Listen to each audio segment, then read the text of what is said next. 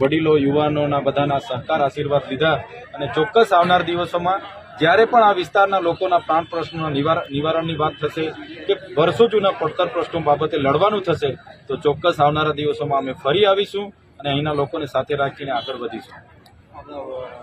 વંડે ગામે વીજ કંપનીના વાયર પડવાથી ત્રણ લોકોના મોત નીપજ્યા હતા.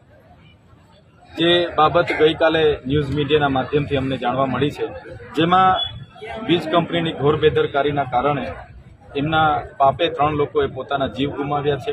એ લોકોને યોગ્ય વળતર મળે એ બાબતે અમે વાત કરીશું.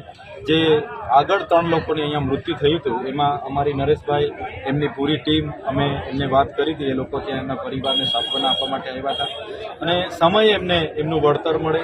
અને તમે જોયું હશે આજે આ વિસ્તારોમાં કરંટ લાગે, કોઈ દીપડા કે વન્ય પ્રાણીઓ ફાડી ખાય તો માત્ર 4 લાખની સહાય આપીને સરકાર સંતોષ માને છે.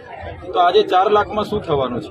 એટલે આદિવાસી સમાજનો કે આ વિસ્તારના લોકોનો જીવ કંઈ 4 લાખનો નથી.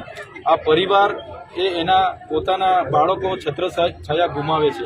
એ પરિવાર જેના પર નિર્ભર હોય છે એ મૃત્યુ પામતા હોય છે. ત્યારે અમે ચોક્કસ આવનાર દિવસોમાં સરકારમાં રજૂઆત કરીશું કે જે પણ લોકો વીજ કંપનીની ભૂલોના કારણે મૃત્યુ પામે છે, જે પણ લોકો વન્ય પ્રાણીના હુમલાઓથી મૃત્યુ પામે છે, એમને પણ એમના જીવન નિર્વાહ માટે, એમને પગભર થવા માટે સહાયમાં વધારો કરવામાં આવે એવી પણ આવનાર દિવસોમાં રજૂઆત કરીશું. ધન્યવાદ.